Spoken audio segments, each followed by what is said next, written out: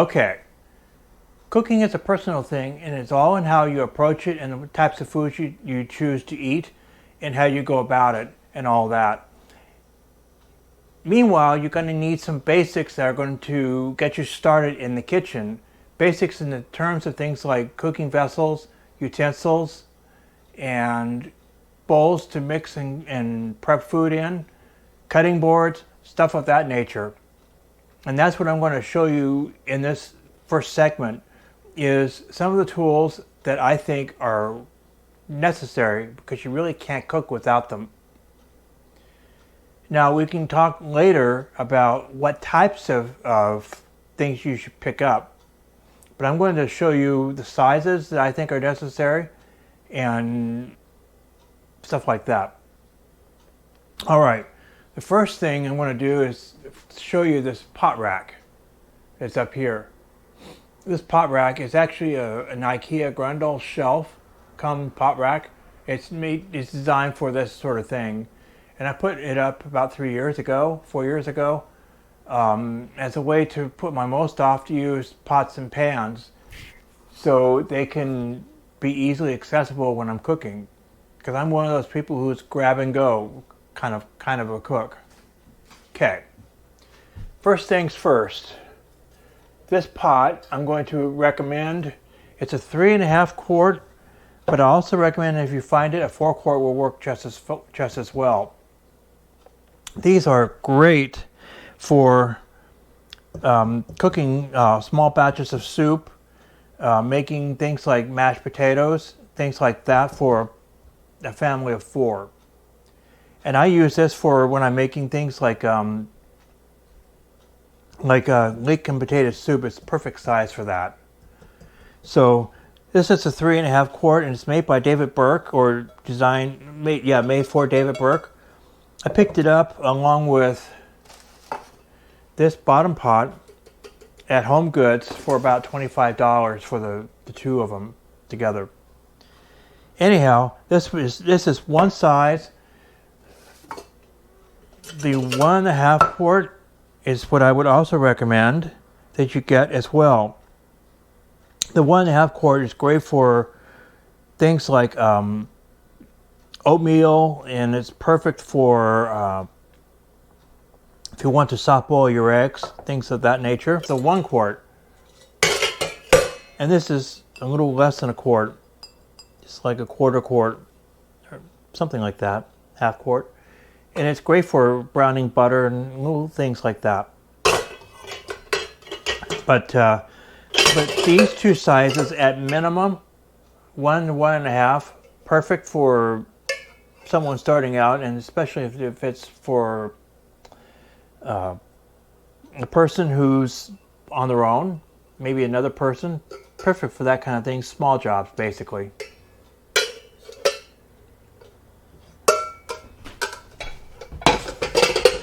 Skillets, a must-have.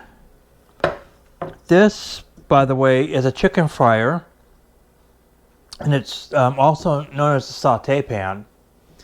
Wolfgang Puck came out with this set, started about 15 years ago, and he's updated it at one point, and I don't know if he even still has it under his name anymore. But this is what he branded as the 11-inch chicken fryer. But it's really just a saute pan. And it's perfect because it's 3 inches high, give or take, and it's great for sauteing things that need to be tossed, like leafy green vegetables such as chard, kale, spinach, things of that nature. And the high size help reduce them flopping out all over the stove. Unfortunately, it still does. But that's what it is. And the 12-inch size actually works great for a lot of things, especially if you're making more than enough for that night's meal, so you have some for, say, the next night. Leftovers, in other words. So, and this is great also because you can use it for frying chicken if you need to. Another set of skillets I'm going to pull down.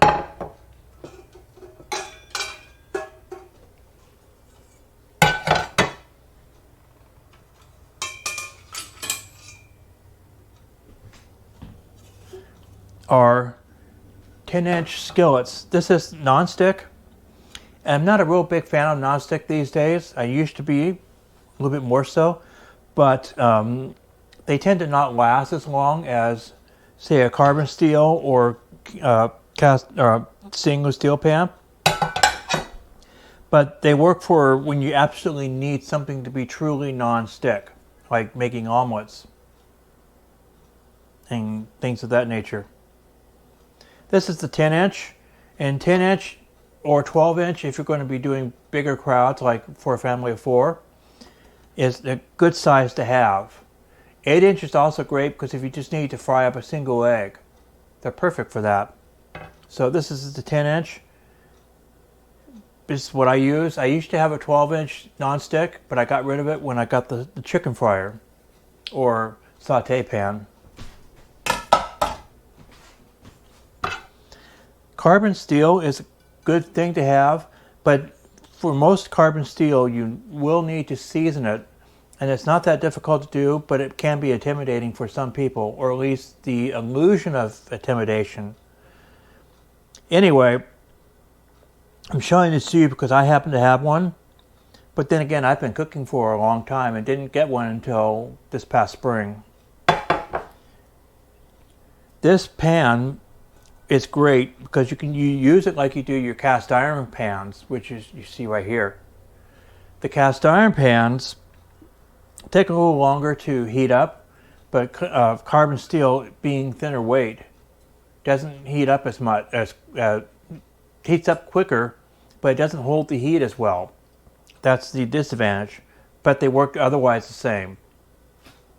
This is a 10-inch, 11-inch.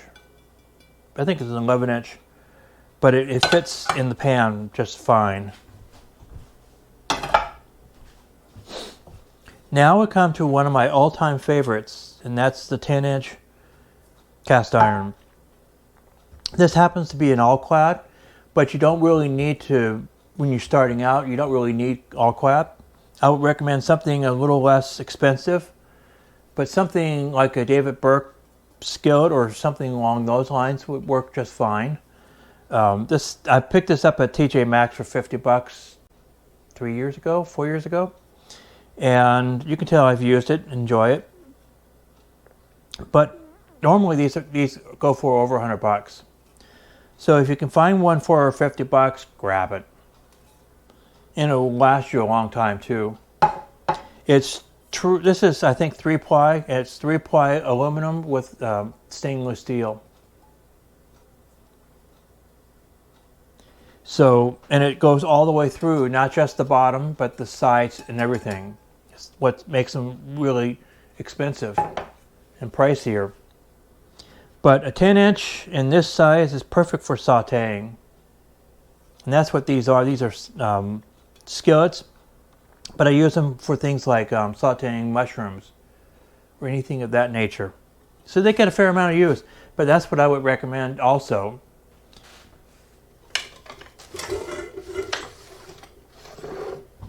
I'll start with the big one because it was at eye level. Okay, utensils. I'm not going to show you everything that's here because I probably got more than you would need to start with. But I would recommend some kind of tongs like these. These are great for picking up things. As you can see here, you can flip things over, pick things up, and a 12-inch like these, or a 16-inch pair. Both would be great because sometimes you need to reach into a deep pot to pull things out, and these longer handled ones would be perfect for that. I would also recommend that you look into a set that does not have the coated handles, because they're fine for things like stainless steel, cast iron, anything of that nature, and they're good for using on the grill if you happen to need to. So those are those. I would recommend a whisk. Doesn't need to be this size, but a whisk, because there are going to be times when you need to, if you're baking things and you need to mix in dry ingredients like the baking powder, the salt, in with your flour, this is perfect for that. This is the balloon whisk, and sometimes for certain things like custards and things like that, you need to use a whisk if you don't have a mixer with a whisk attachment.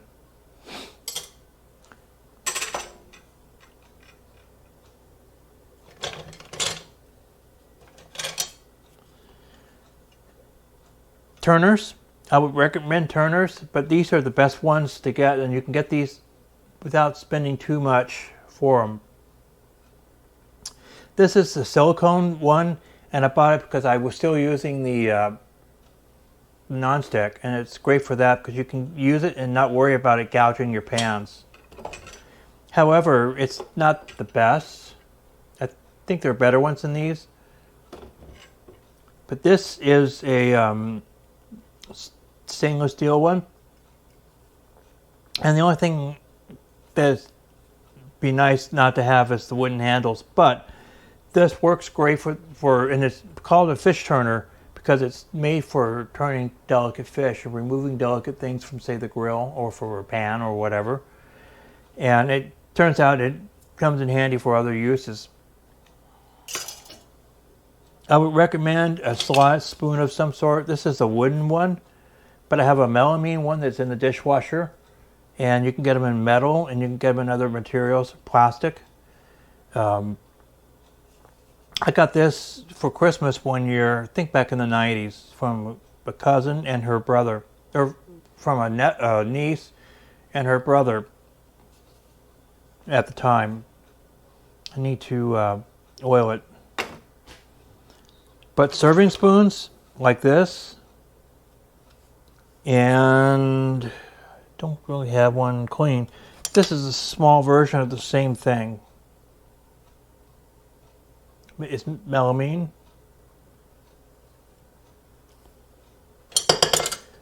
But this is a serving spoon. This was picked up along with a Lexan bowl when I needed to take a salad to a celebration of homecoming of the chum salmon when they come upriver at a property my sister and her husband used to have. And I needed a way to serve the salad, and so I just went by the store and grabbed the spoon, and it's really a camping spoon. It's made by Coleman. And a bowl, and I use them at home. Turners, stirrers, like these, and wooden spoons. I would recommend wooden spoons. They are great, and I would also recommend you get one that has a 16-inch handle for if you're going to be making stock, because often your 8-quart pots are going to be, from the counter, they're going to be about this high for the 8-quart. 16 quarts are about like so. So you need a long handle for that so you aren't reaching into the pot itself. Tasting spoons. This is a form of a tasting spoon.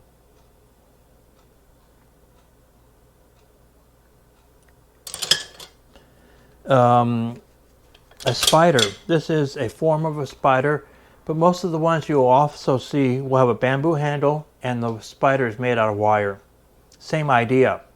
It allows water to drain through, but it's shallow, and you can scoop under things like donuts when you're frying up donuts.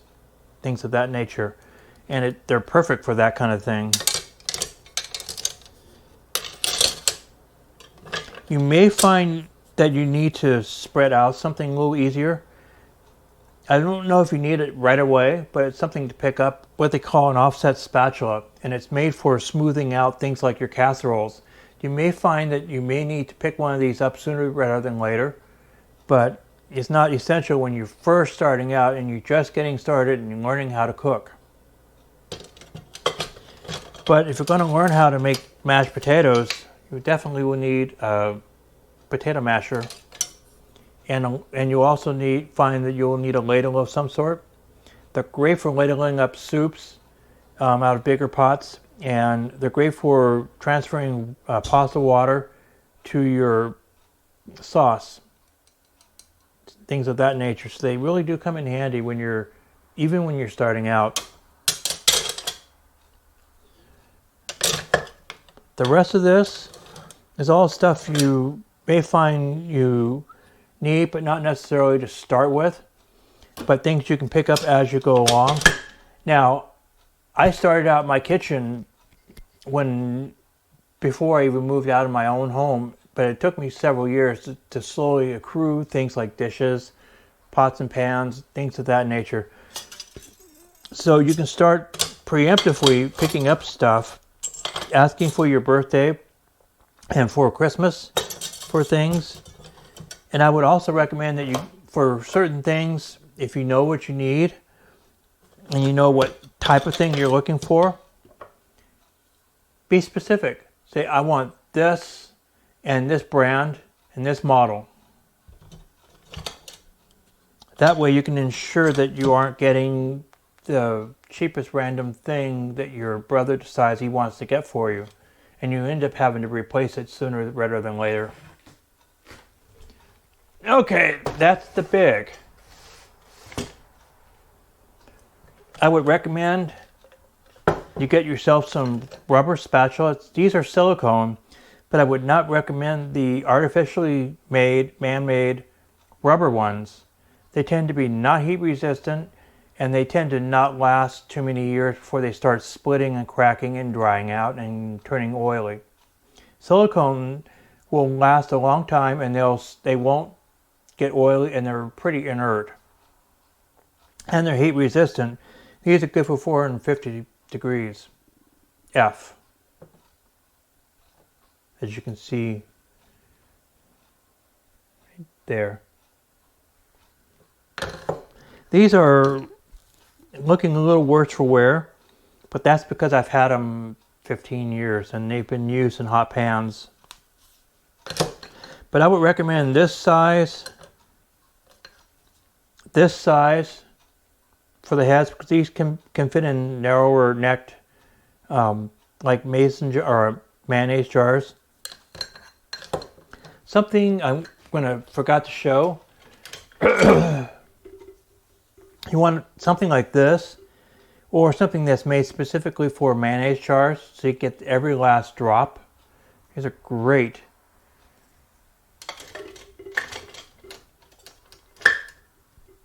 But yes, silicone spatulas, definitely. And if you at some point look into a KitchenAid mixer, this is great for scraping down the sides. This particular one, because it's made to fit their bowls. I use it for my Sunbeam, which is from the 60s.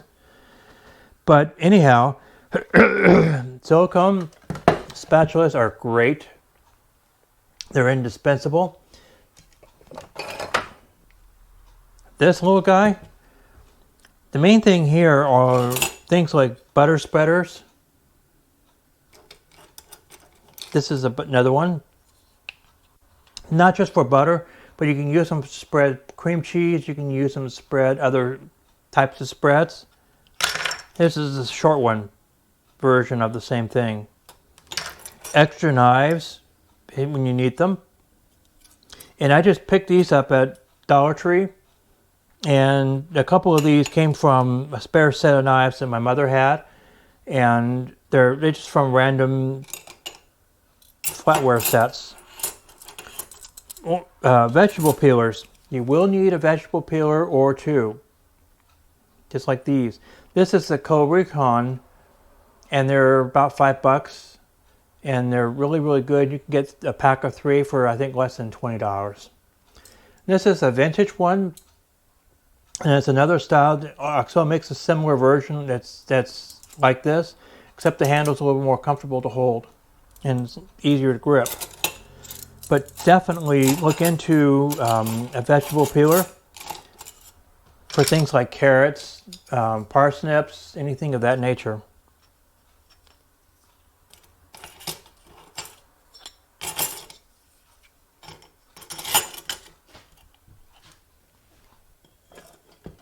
A couple of things in here.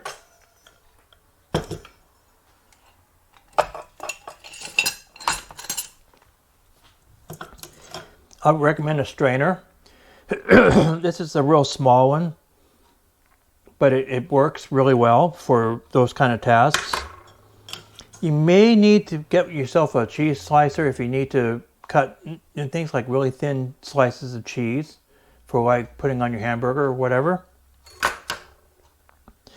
Possibly a garlic press, especially if you're starting out, because learning how to cut garlic can get a little intimidating sometimes if you aren't sure about your knife skills. And this is, you just put your garlic in here, put this down and squeeze. It basically minces your garlic. I would recommend a small whisk. They're great in this size as well. They're great when you need to mix in dry ingredients where you've got flour and you need to mix in baking soda, baking powder, the salt for a recipe. They're great for that sort of thing, and they're also great for whipping egg whites if you don't have a mixer. Pastry brushes, you can get plastic bristles like these or the silicone ones like these. They're great for brushing things like butter on the edge of your pizza, melted butter on the edge of your pizza, or the silicone ones work great for heat related items like on the grill. They're great for that kind of thing.